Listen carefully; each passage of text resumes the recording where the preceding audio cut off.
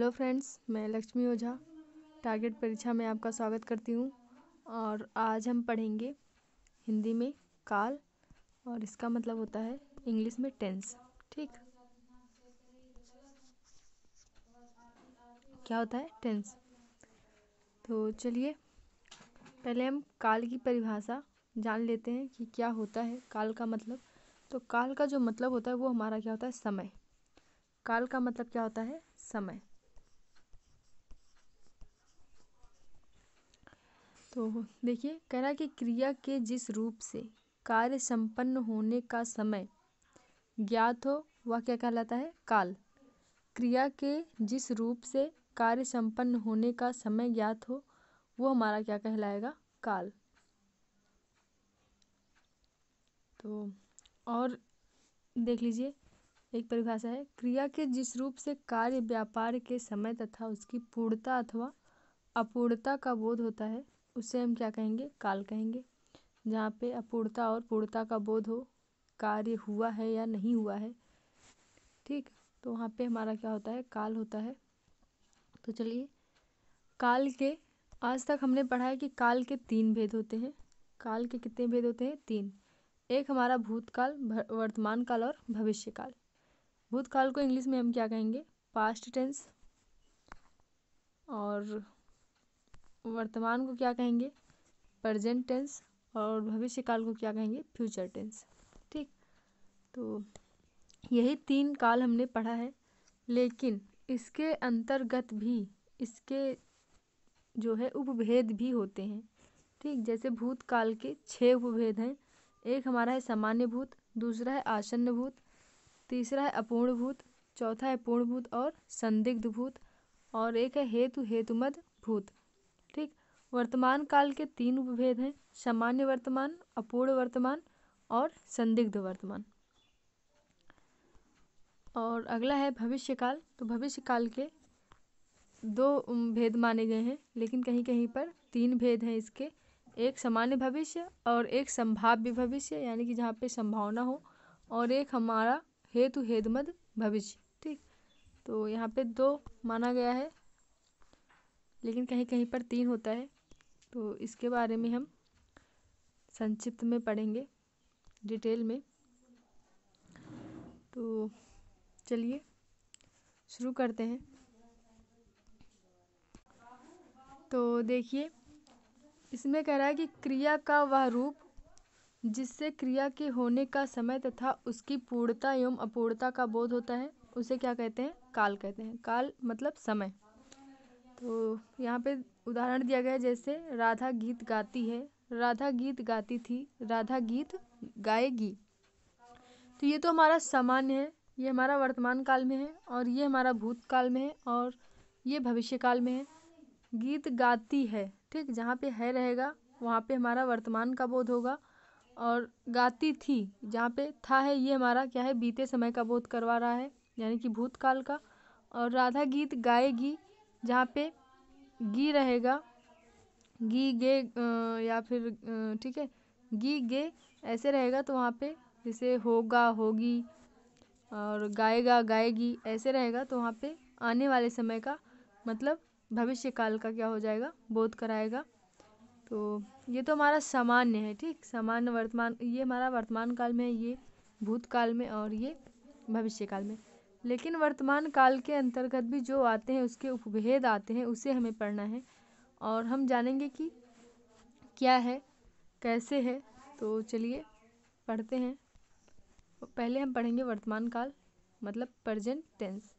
तो देखिए, इसमें कह रहा है कि वर्तमान काल के 3 मुख्य भेद हैं, या हम इसे उपभेद भी कह सकते हैं। ठीक, उपभेद भी कह सकते हैं, और इसे हम इंग्लिश में क्या कहेंगे? Present tense.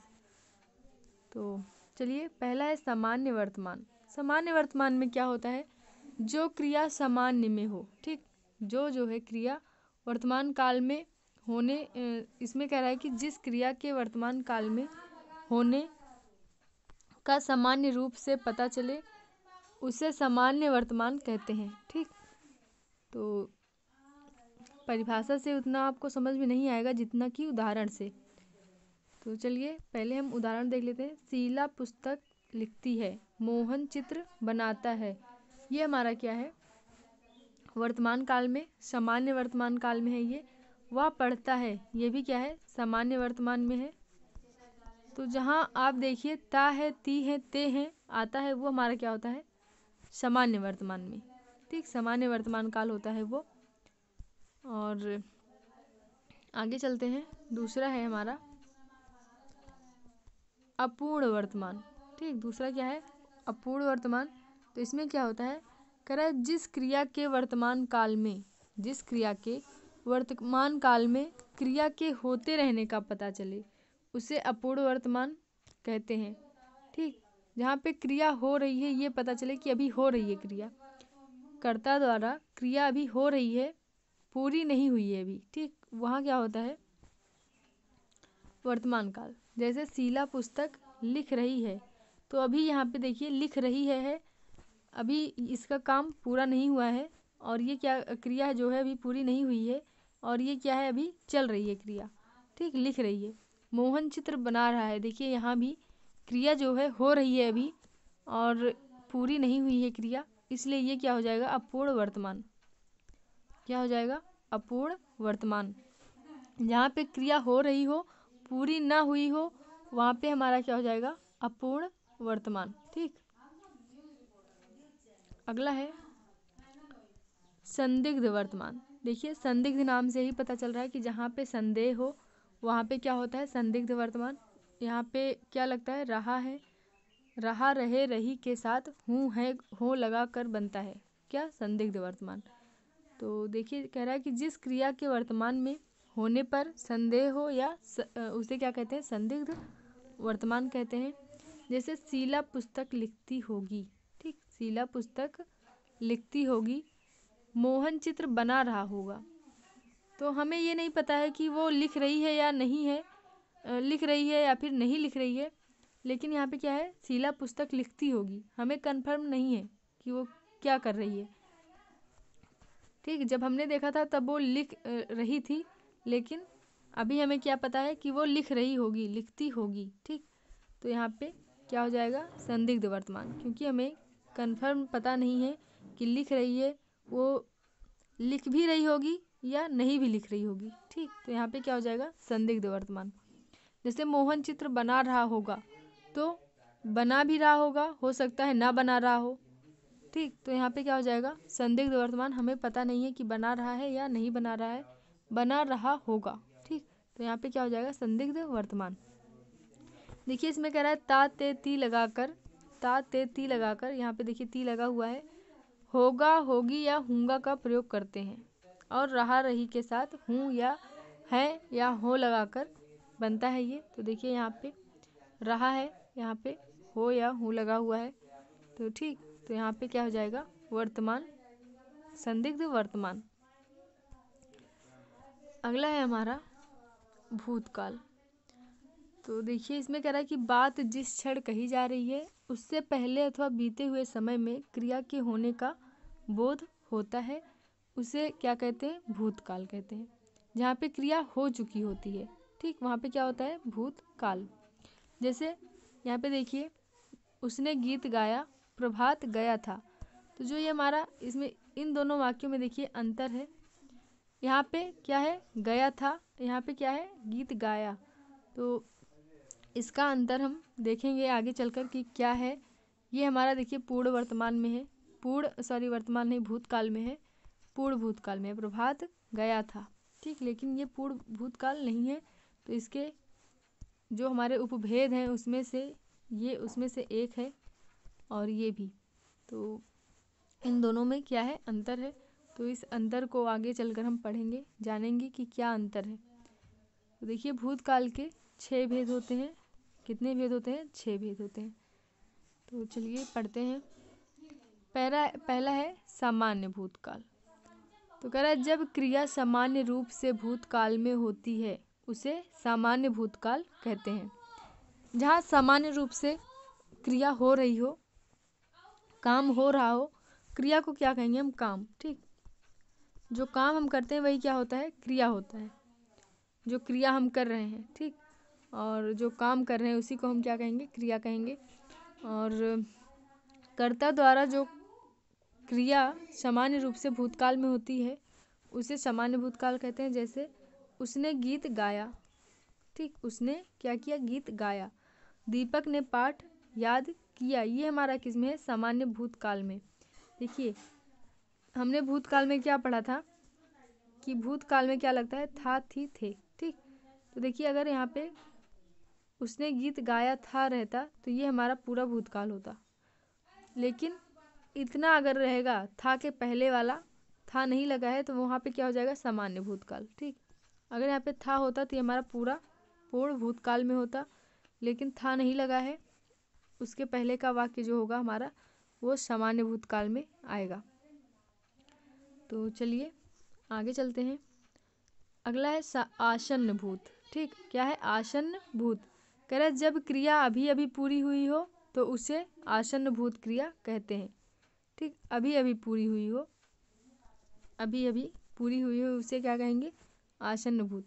जैसे आज वर्षा हुई है, इसमें देखिए जो क्रिया हो रही है वो अभी अभी पूरी हुई है, ठीक। आज वर्षा हुई है।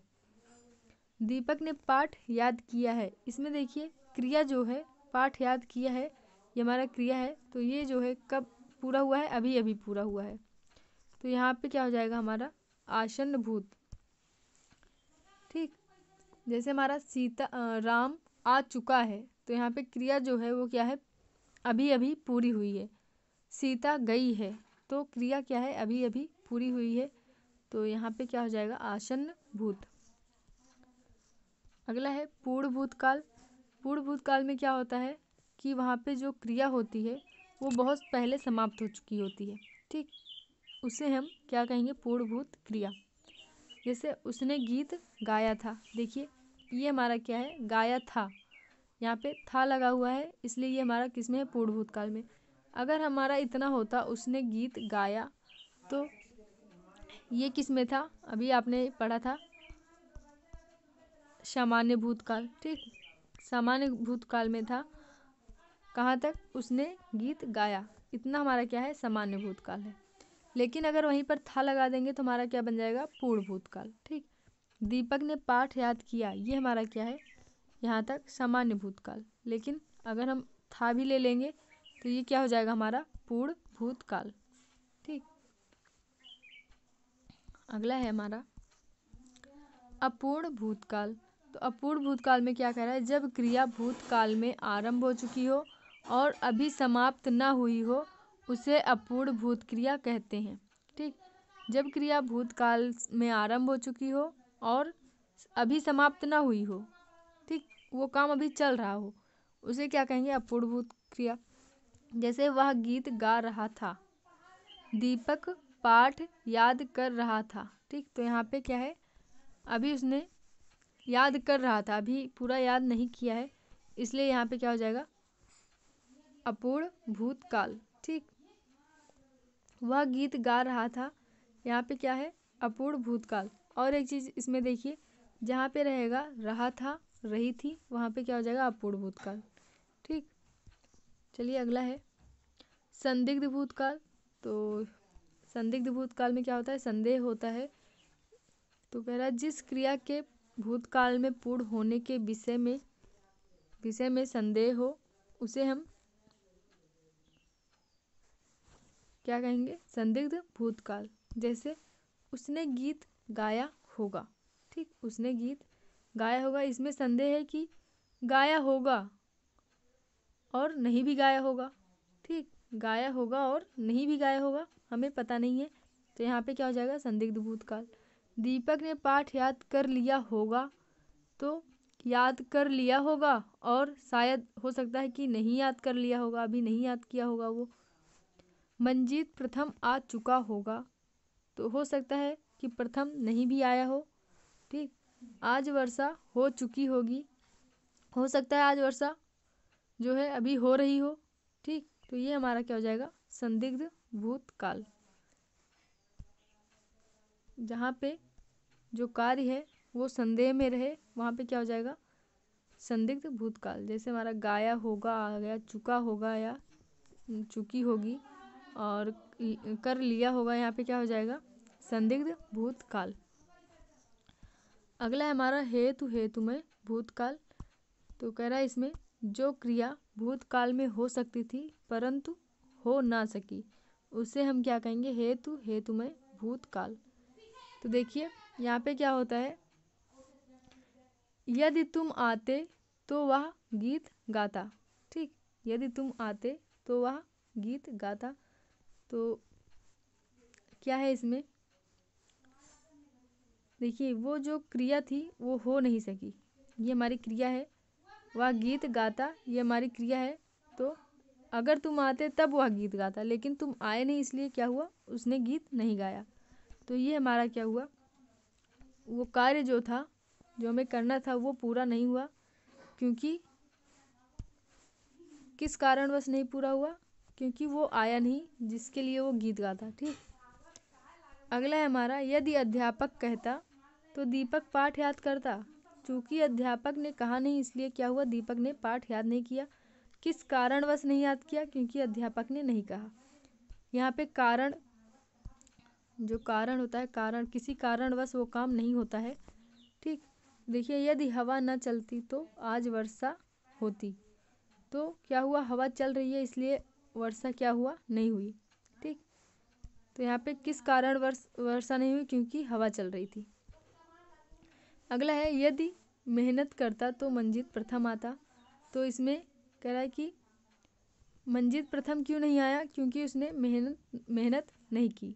ठीक, किस कारण वो प्रथम नहीं आया, क्योंकि उसे मेहनत करना था और उसने नहीं किया इसलिए वो प्रथम नहीं आया। अगर किया होता तो प्रथम आ जाता। तो यहाँ पे कारण दर्शाता है। और ठीक है, आगे चलते हैं हम।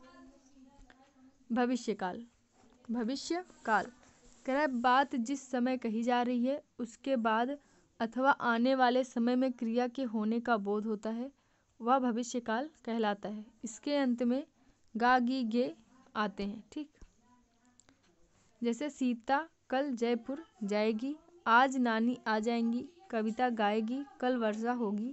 ये सब हमारे क्या है, भविष्यकाल में है। और इसके चलिए उपभेद देख लेते हैं। तो कह रहा है इसके दो भेद हैं।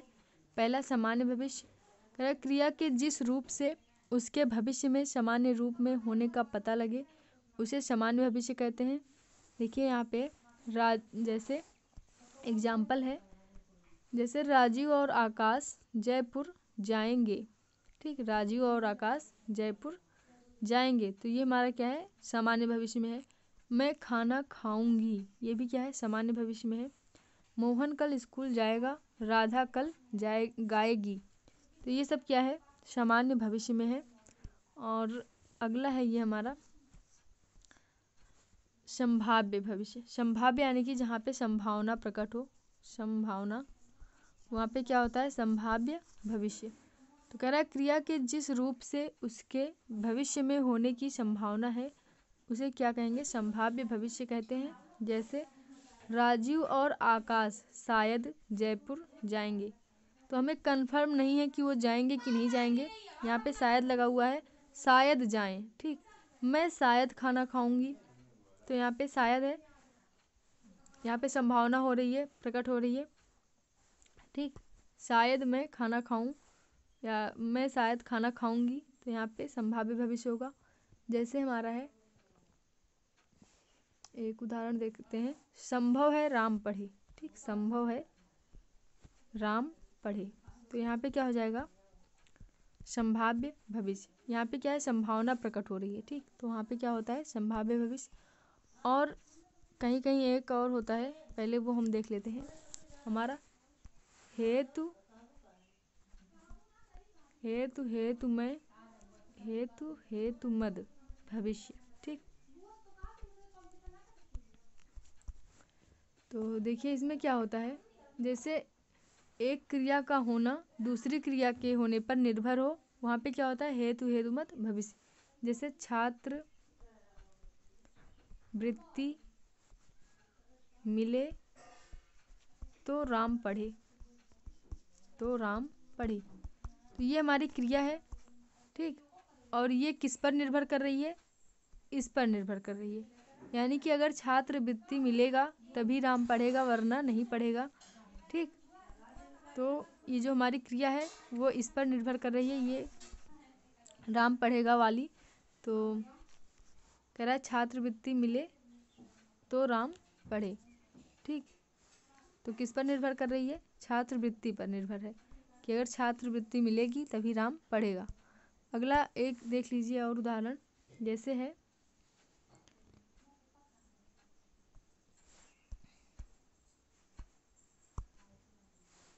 बच्चा रोएगा, बच्चा रोएगा तभी माँ चुप कराएगी। ठीक, चुप कराएगी। तो ये जो माँ, तभी माँ चुप कराएगी, ये किस पर निर्भर है? बच्चा रोएगा। अगर बच्चा नहीं रोएगा तब क्या होगा? माँ चुप नहीं कराएगी। लेकिन अगर बच्चा रोएगा तभी माँ चुप कराएगी, ये वाक्य इस पर निर्भर करता है। ठीक, किस पर निर्भर करता है? बच्चा रोएगा पर। तो यहाँ पे क्या हो जाएगा हमारा? हेतु हेतुमत भविष्य। ठीक, तो आगे चलते हैं हम। कह रहा है कि पक्ष क्या होता है? पक्ष हमारा क्या होता है? तो कह रहा है प्रत्येक कार्य व्यापार किसी काल अवधि के बीच होता है जो आरंभ से अंत तक फैला होता है। इस फैली हुई काल अवधि में कार्य व्यापार को देखना क्या कहलाता है? पक्ष कहलाता है। तो काल अवधि मतलब क्या होता है? समय। तो मान लीजिए हमने 2 घंटे की अवधि मानी। ठीक, तो यहाँ से कार्य हमारा शुरू हो रहा है और यहाँ पे क्या हो रहा है? ख़त्म हो रहा है। तो ये हमारा क्या हो जाएगा? 2 घंटे में जितना काम हो रहा है, 2 घंटे में शुरू से लेकर अंत तक, ये हमारा क्या हो जाएगा? पक्ष। क्या हो जाएगा? इतना, ये पक्ष हो जाएगा। ठीक, इसी को हम पक्ष कहते हैं कि जितने में हमारा काम फैला हुआ है और जितने समय में हो रहा है, ठीक, उसी को क्या कहेंगे? हम पक्ष कहेंगे।